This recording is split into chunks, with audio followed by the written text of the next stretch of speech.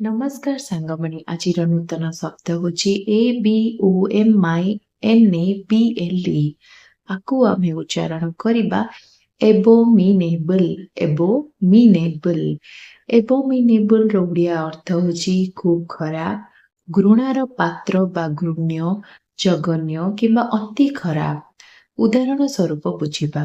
ପ୍ରଥମ ଉଦାହରଣ, he committed an abominable act, ମାନେ ସେ ଏକ ଘୃଣ୍ୟ କାର୍ଯ୍ୟ କରିଥିଲା।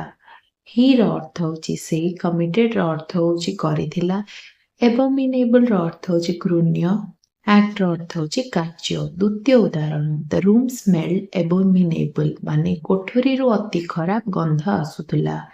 ରୁମ୍ ର ଅର୍ଥ ହେଉଛି କୋଠରୀରୁ, ସ୍ମେଲ ର ଅର୍ଥ ହେଉଛି ଗନ୍ଧ, abominable ର ଅର୍ଥ ହେଉଛି ଖରାପ। ଏମିତି ଭିଡ଼ିଓ ଦେଖିବା ପାଇଁ ଚ୍ୟାନେଲକୁ ଲାଇକ୍, ସେୟାର, ସବସ୍କ୍ରାଇବ କରିବେ। ରହିଲି, ନମସ୍କାର, ଜୟ ଜଗନ୍ନାଥ।